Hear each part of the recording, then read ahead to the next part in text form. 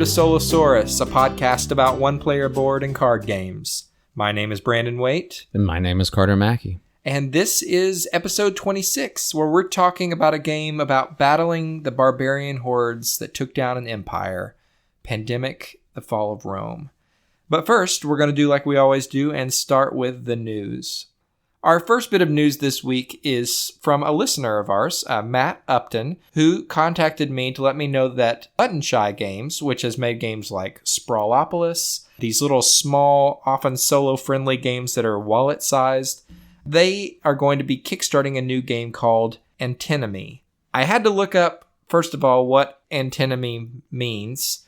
Apparently it means like an unresolvable paradox. And then I looked up what the game was about.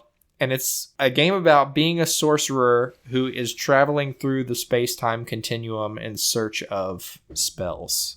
Which seems like a really easy thing to fit into a wallet-sized game. Right, yeah. I have no idea how they're going to pull that off or if it's going to be thematic or interesting, but Button Shy Games has a really good reputation. I feel like I see people playing Sprawlopolis online just all the time as a little card-based city-building game. It looks very simple, but people seem to really enjoy it, and if you're interested in this project, it should already be on Kickstarter by the time this episode goes up, and their Kickstarter campaigns only last for like 10 days. So if you're interested, you want to go check it out probably now-ish. So go and check out Antinomy on Kickstarter, and that is from designer John Bellucci and Button Shy Games.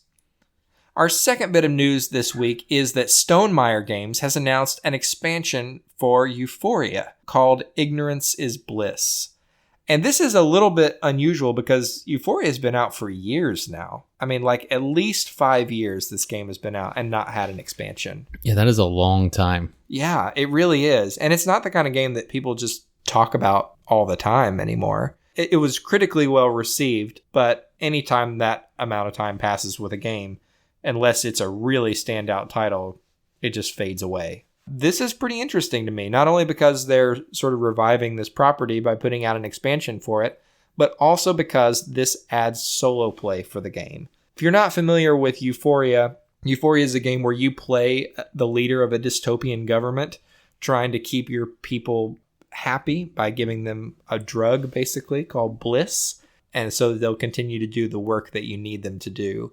I've always been interested in playing this, but I've just never picked it up because it doesn't have solo play. So we have a friend of ours who owns this game, and I may try to track down a copy of the expansion just to see what it's like. So that is Ignorance is Bliss from Stonemaier Games, which should go up for pre-order sometime in the next 2 months. They haven't put up a specific pre-order date yet, but it is coming relatively soon. Actually, at this point, all we have is box art and just a very little bit of information about the game itself. Oh, okay. So I think he plans to just trickle it out over the next couple of months. Right, that makes sense.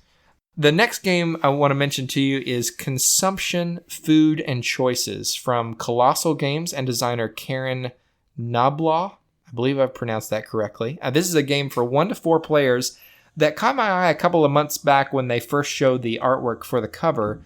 It has this really clean, simple cover that just has beautiful, bright pictures of food on it. And that's an unusual theme for a game, so that got me interested. But I was assuming this would be a small card game. They just released a picture showing the size of the box, and it's huge. It's like Eclipse sized. Yeah, it is a massive box. Yeah, apparently this is a decently heavy game. So this is a worker placement game, I believe, where you are going to be playing a person with a certain type of diet. So you might play a vegetarian or somebody who's fasting, has some kind of fasting regimen, and you need to get food from the store, fight your cravings while you're at the store shopping, and get food and make meals from it and exercise well. And it's like my lifelong struggle, the game. Just sticking to like a diet regimen? Oh yeah, not like that I'm vegetarian or anything like that, but just eating in a way that won't kill me in 10 years. Oh, yeah. Well, I mean, you'll be dead though, so why does it matter? That's true, but my wife and children may want me to stick around. So we don't know a whole lot about this yet. You can find some images of the board and the cover and everything on Board Game Geek and just a little bit of copy for what the game's going to be like. But we should see more about this in the next month or so. It should be coming to Kickstarter sometime in the next 2 months. So keep an eye out for that. That's Consumption, food and choices from Colossal Games. And the last game bit of news that we've got for you this week is that Ryan Laukat and Red Raven Games have officially announced Sleeping Gods. And this is a very interesting title, not only because anytime Ryan Laukat makes a game, it's interesting because he does beautiful work, and personally, I love Near and Far. That's an outstanding game. This is his take, it looks like, on Seventh Continent style exploration games. And I am so down with that. It's a game for 1 to 2 players, and I don't know, I just love the idea of exploring this vast landscape. I'm interested to see how it's different from, I guess, his previous games with the book, because there's a sense of exploration in those, but I could see him really taking that aspect a lot further with this. Yeah, I could too. I think it sounds like it's going to have the same kind of book board that Near and Far does. I love that concept anyway. I think it works really well there. And other companies like Plaid Hat have started to do that with dungeon crawl style games. And that already works super well. Apparently the way this is going to work is like when you reach the edge of a page, then it's time to flip to the next page to see more of the landscape. That sounds like a much cleaner way to handle exploration instead of like Seventh Continent or Tainted Grail does with just cards all over the table, which could be bumped easily or whatever. I'm very excited about it for that reason. And because this is Ryan Laukat we're talking about, so his worlds tend to be a little more fun and lighthearted than something like Tainted Grail. Right. Just more colorful and inviting. I'm excited for it. So this is supposed to come to Kickstarter sometime in May, I think is the projected date now.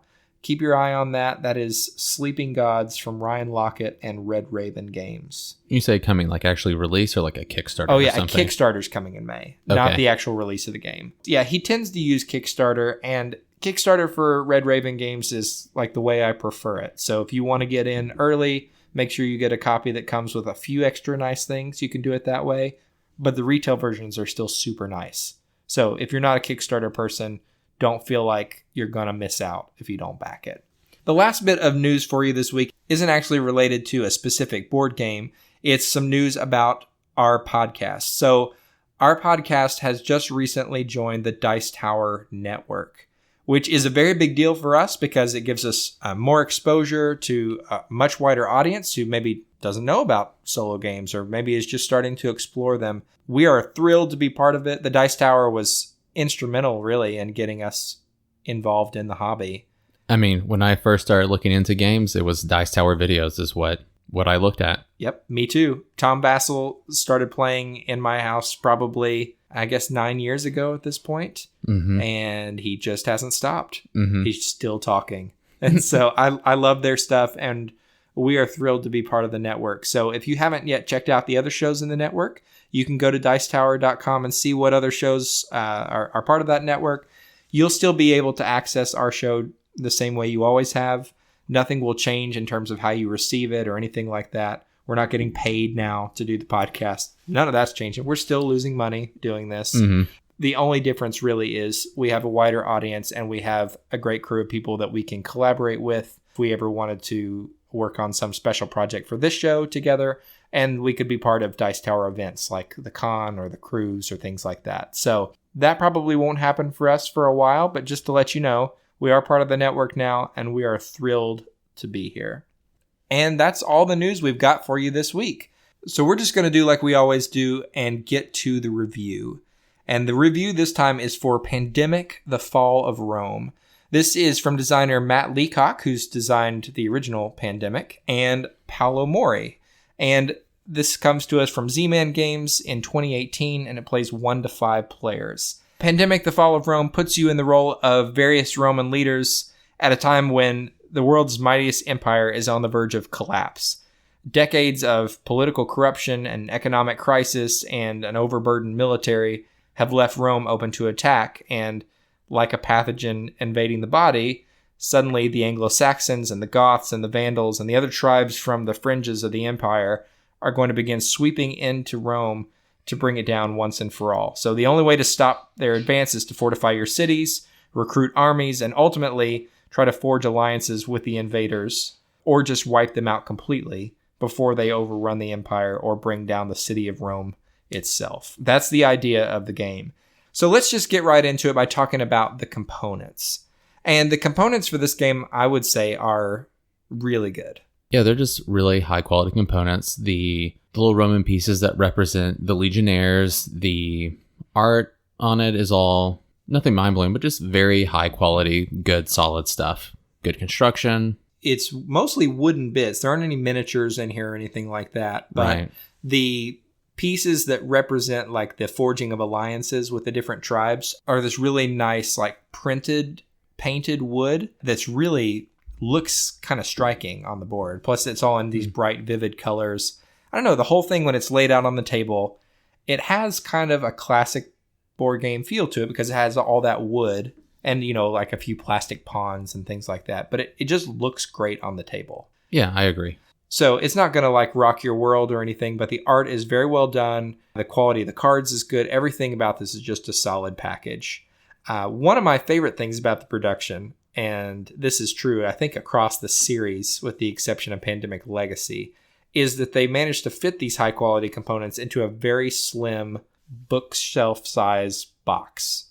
It fits perfectly on my shelf in like these tight little spaces. I don't know what else to put on my Kallax. It's a great little size, and I don't know, I just feel like for the footprint that it leaves on your shelf, you get a lot of game in the box. And so I've always liked that about this series. Yeah, me too. So component wise and everything is great. And I think this same thing is true of the rules. The rules for this game are very compact and solid, just like you would see from other entries in the series. Right. There are definite differences in this rule set, which we'll get into in just a little bit. But I would say this game is like 75% Pandemic and 25% new stuff that is specific to the Roman theme. Right. Yeah. So like everything will be familiar if you've played Pandemic before, but you'll still definitely want to read through all of the rules. Yeah. In fact, I would say that being familiar with Pandemic, even though it's definitely helpful in a lot of ways, kind of works against you, especially if you've played a lot of Pandemic. That's true. Because some of the tweaks, some of the things you would assume about the formula have been changed significantly here. It did take me a couple of times reading through the rules before I understood some of those differences. And I think it's because of the baggage I was bringing from playing other Pandemic games. Okay, right. But that's not the rules' fault or anything like that. They're well written. I have no problem with the rules. Right. The other thing that's interesting here is that this has a dedicated solo mode section of the rule book. That's in the back of the book. It's in the back of the book. Yeah. How does that make you feel? Yeah, it's, whatever. Yeah. It's still not great. I wish they could just set up solo rules in the front. Yeah. But whatever. That's true. Although I do think that the solo rule setup in this section is a little more fleshed out than in other rule books I've read. Of course, they don't flesh out all the mechanics again, but setup wise and everything, it's not too bad. Side note, before we go any further, I know that you can hear some like weird crying in the background. That's because my kids are awake from their nap now. I apologize for that, but you'll probably hear it a few more times throughout this episode. Let's just all agree to forgive us for that. All right. Overall, though, the rules are very well done. And we'll get more into how that affects the solo play for this game a little bit later. But first, we'll just start by saying there are dedicated solo rules here, and that does set this apart from other Pandemic games. Yes. So, in a very good way. Yes. But let's just get into the play of the game now. And one thing I want to say here is we're not going to rehash the core mechanics for Pandemic at this point. The game has been out for years. There are so many good videos where you can just go and see a quick overview of what a game of Pandemic is like.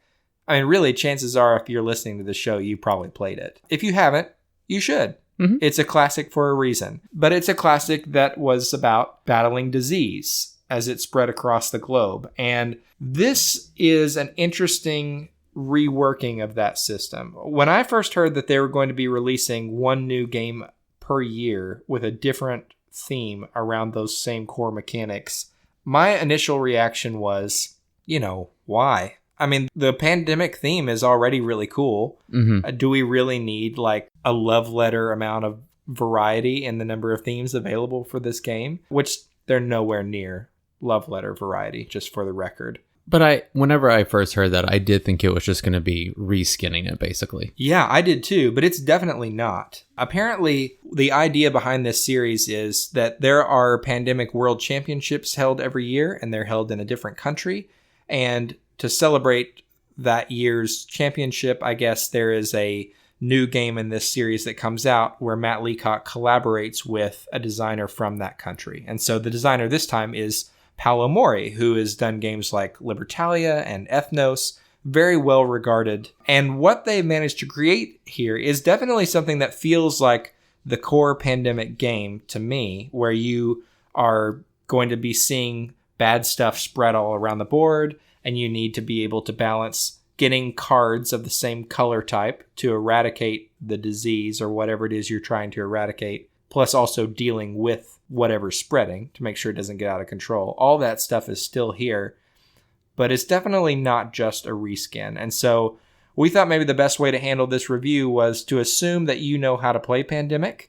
And if you haven't, just go watch a video somewhere. And what we're going to do is talk about the differences here that make this theme come to life, because I really do feel like the theme comes through very strongly in this game. Yeah, I would agree. So one of the main things that you'll notice if you pick this up is that you have fortified cities and Roman legions that you can use in your quest to beat back the barbarian hordes that have come down into the Roman Empire. And this is something that is sort of similar, I guess, to the way like research labs worked in other games in terms of like needing these stations on the board in order to do certain actions. Right. But this is a much more interesting way to handle the kind of structure part of Pandemic, and like what that allows you to do and where the actual location of it is has much more importance, I feel like, than just a place of convenience. Yeah, I feel that way as well. Because when you fortify a city, you put down this cool looking little white fort piece, which are limited in the game. So you can only fortify so many cities. When you do that, then that becomes a location where you can recruit Roman legions. Mm-hmm. And Roman legions are these little wooden pawns that look like soldiers. They're very cool looking, that you can bring with you when your pawn enters a city, and you can use them to go to places where barbarians are and use them to battle those barbarians, or you can leave them behind in a city to defend, so that when other barbarians are placed on the board, they just don't go on the board. They prevent them from actually entering play. Right. So it's a defensive way to keep the spread of barbarians from going into your territory as they go along these migration paths. And even if you have 3 soldiers on a city, if you have no fort, or if like if your pawn isn't on there to help support it, those soldiers get ambushed and they all get removed. It stops the one cube from going down, the one invading barbarian, but you lose everything. But if it's fortified with this fort or your pawn is there, then you will only lose 1 soldier per invading barbarian, which is much, much better. Yeah, and it creates some really interesting decisions for you, because when you're moving around the board, you really want to be bringing at least some legions with you, because you never know when you're going to want to deal with the barbarians, try to beat back some of their numbers a little bit so that they don't revolt, which is the same as an outbreak in normal Pandemic. You know, if too many barbarians are in one place, then they're going to start really spreading all over the board and causing you problems. So you want to have legions with you so you can fight them, but it's also really tempting to just leave them in the cities behind you, because if the cubes never enter play to begin with, then you don't have to worry about that. I really, really like that a lot. And the choice of where to put your fortified cities is also a really interesting decision, because you kind of want to spread them out across the board, but that takes time, you know, and it takes cards. And I just think this is an excellent addition. Not only thematically, it makes great sense, but also just mechanically, it just gives you more knobs to turn. Yeah, absolutely. So that whole system is really excellent. And that leads then to the new way that you deal with the threats that are on the board. You know, in Pandemic vanilla, you would go into a city and you could just remove cubes from the city you're in. And it's just totally deterministic. You say you're going to, and you do. In this game, it's a little different. You have to actually battle the barbarians that are there. I mean, because you can't just remove them like giving somebody a vaccine. And so the number of legions that you have with you determines how many dice you can roll to fight the barbarians that are there. And this is an interesting addition to the system. I'm not typically a fan of just roll to resolve combat, but to me, this feels different than that. Yeah, I would say it's generous enough that with the results, there's only I guess, a 1 in 6 chance that you would just outright lose a soldier with nothing beneficial happening. Otherwise, you're going to either remove 1 barbarian or lose 1 soldier and remove 2 barbarians or just 1 barbarian. There's something going on, or it'll trigger your character's special power, which is also nice. Yeah, that is a big change too. I mean, first of all, the fact that there is some chance involved, I like, because it creates more excitement and drama in the game, but without just robbing you of agency entirely. It's a really nice balance, I think. Yeah. And I guess when I played, it made me commit a little bit more to my plans because, you can kind of back things up or rewind. If you're like, oh no, I see this and do this, before you do it, you're like, okay, I'm going to go here and fight. And I can't really take back this action if I roll the dice and they don't go well. Oh yeah, that's a good point. So it's just harder to rewind and be faithful to the game. Right. I don't know. It has a little bit more commitment to like what you're doing and kind of going with it. I don't know. I guess that could be bad for some people, but I liked it. It was a nice, like, subtle addition. No, I agree. I think that's really nice. And I thought just overall, the feeling of rolling dice always feels good to me anyway, just as a tactile experience.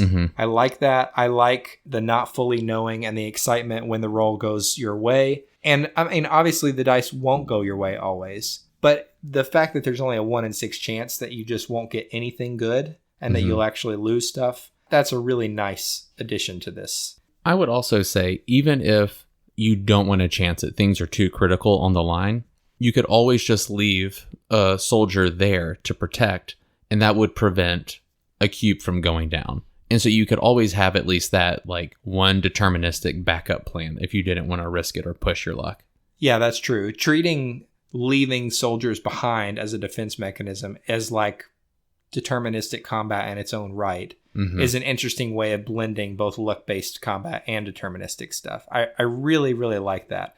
And what you mentioned with one side of the die face also triggering your roll's special power is very cool and something that's different from other Pandemic games, or at least from the ones I played. Every character that you play as in Pandemic has a special ability that you have to leverage if you're going to win. But now they also have like an extra special ability that you can only use when you roll a die in combat and the special symbol comes up. And I don't know why I like that so much. I guess just because I like special powers so much, and just having another one, even if you don't get to use it very often, is really cool. Yeah, it's a subtle little addition. Like, one of them might be you get a free soldier in that city, or you have one that is more based with like ports. And so if that comes up and you're in a port, you get to remove a barbarian for free.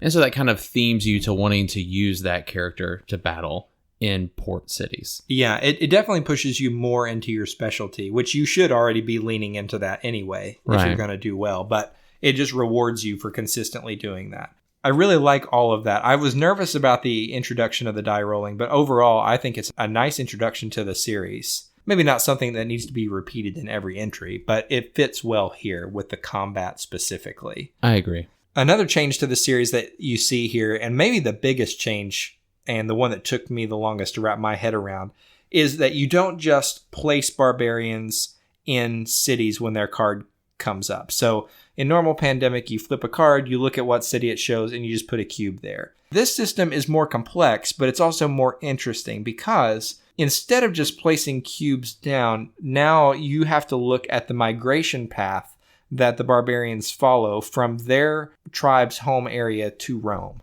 It's like they're all on a track to Rome. They all want to come invade Rome. And if they ever get there and sack the city of Rome, the game's over and you've lost. So I like that as sort of an extra loss condition anyway. But because you flip cards and you have to see where along this path they're going to end up, it means they might end up somewhere that's not the place they've shown you on the card, I guess. In fact, they probably will end somewhere other than the place they show you on the card. And that seems complicated, and it's hard to understand unless you have the board in front of you. But what it basically creates are like supply chains from Rome to wherever their home base is. And it leads to some interesting decisions about where you're going to take out the different barbarian tribes, because they could really show up almost anywhere on that path. You have to just, instead of focusing on just a few hotspots, really you have to pay attention to the entire path. Right. The interesting choice in my mind is you might have areas that have 3 cubes of barbarians on there. And so thus this equivalent of a breakout where things start cascading and badness happens. Well, you can deal with that, or they might still just keep pushing further into the Empire along this path, trying to get to Rome. And so you have to make the choice of, well, I'll only get to remove one cube this time, but that might make it easier to manage in the future. But then, they sack a city and things spread and all sorts of stuff. I don't know. It's a good decision to have to make. Yeah, it's definitely the one that takes a little while to wrap your mind around, especially if you've played a lot of Pandemic, because this is different. But I found that after I actually started getting into it, it moves at a pretty good clip and you get used to it very quickly. I also found that at the beginning of the game, you look at the paths they have to take to Rome and they look so long, it feels like they're never going to get there. Let me tell you, they do get there, and they get there much faster than you think they will. Yes. I really like that. I just think it's an interesting new take. It's not totally game changing or anything like that, but it definitely makes you think about the movement and the placement of the barbarians differently than you did about the disease and Pandemic. And that's nice. It's a good change of pace, I guess. Yeah, it's not necessarily better, but it's just nice variant. Yeah, I think that's true. Another really interesting thing that you can do is after you have formed an alliance with a barbarian tribe, which is similar to like curing a disease in Pandemic. In normal Pandemic, when you just cure a disease and then you heal or try to beat back the disease or whatever, remove cubes, you just remove all of them in that space. And it just makes it easier to get stuff off the board. Here, because you've made an alliance with their tribe, when you go into a city that has barbarians, you can just convert all of those barbarians to legions, which is just thematically so cool. Right. It's awesome. It's like, okay, we've made a pact with your people, and now you're just going to join me. And so what I like about that is that at the end of the game, there's more of a sense of momentum. Things start getting better for you. Like in normal Pandemic, things just get worse and worse and worse for you. And by the end, you're just like barely hanging on and you cure diseases. Here, things are still getting worse and worse and worse for you. But this one thing is getting better for you and making it easier to combat stuff around you.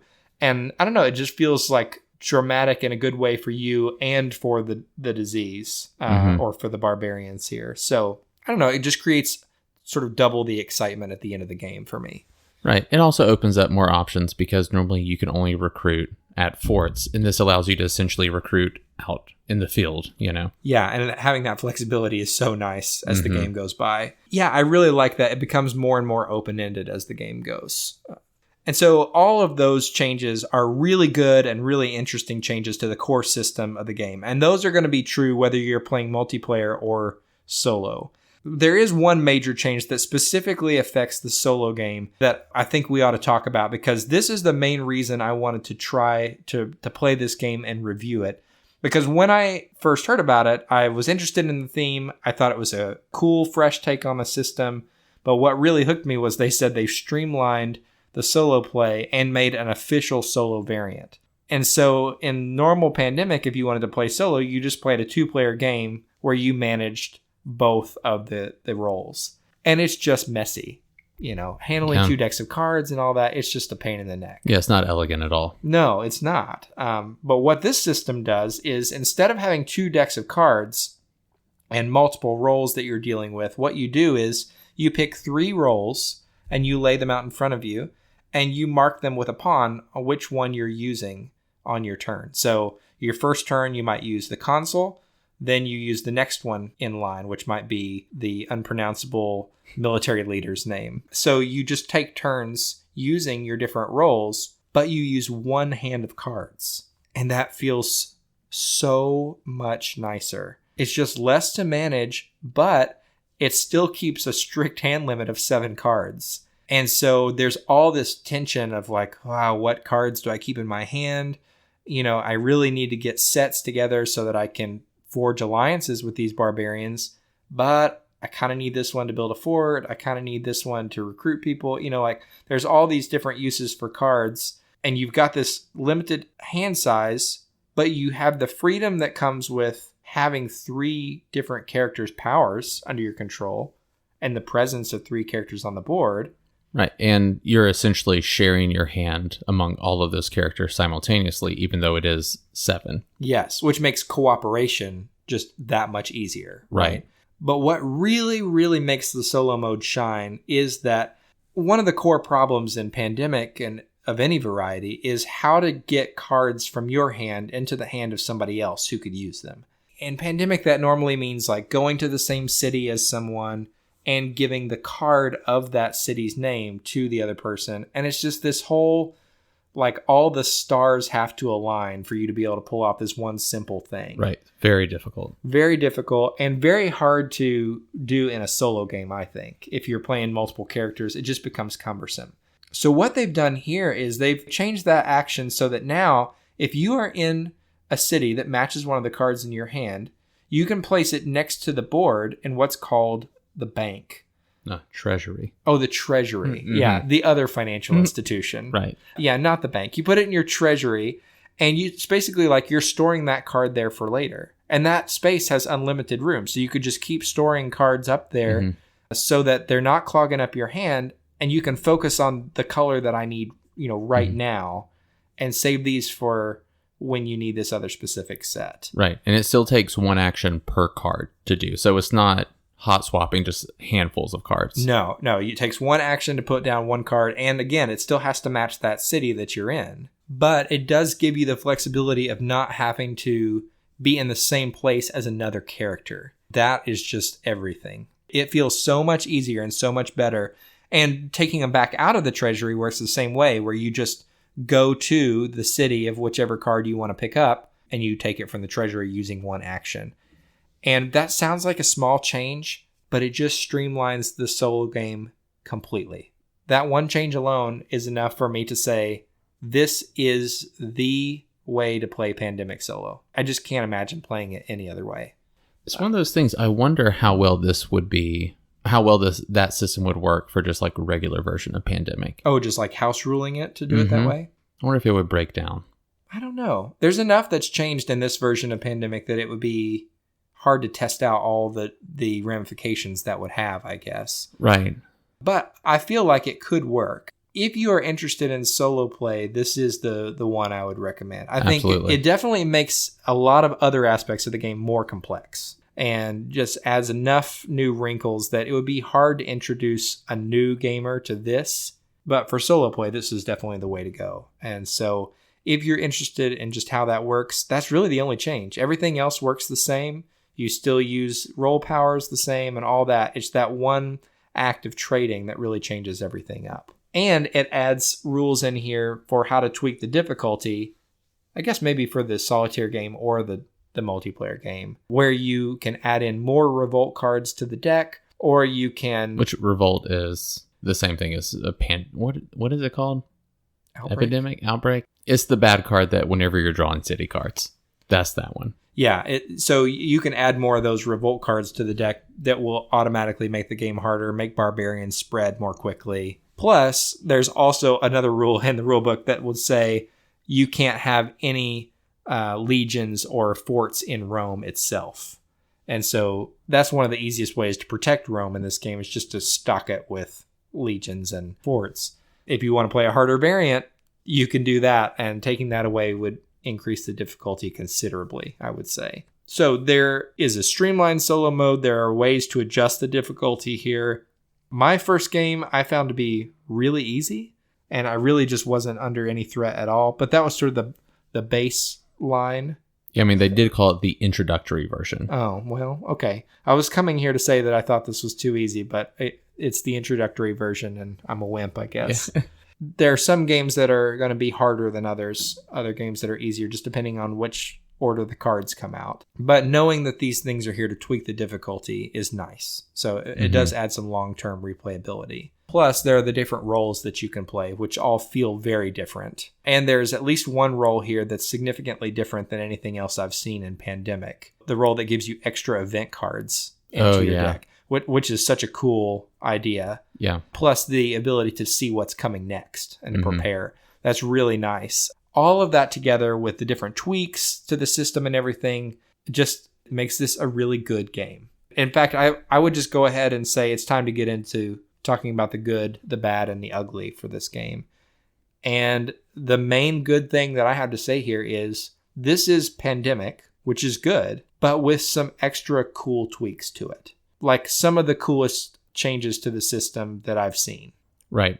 And I guess we should also clarify that neither of us have played Iberia or Rising Tide or the Cthulhu one. Right. So I played Pandemic and Pandemic Legacy, and I'm not all the way through Pandemic Legacy. But there are lots of changes that come in Pandemic Legacy that kind of flesh out the system. And I would say, even compared to those, I really like these maybe best of all. This is really clever. I love the change to the migration paths. I love the dice rolling and the legions, and all that stuff just makes this feel like its own game. Yeah.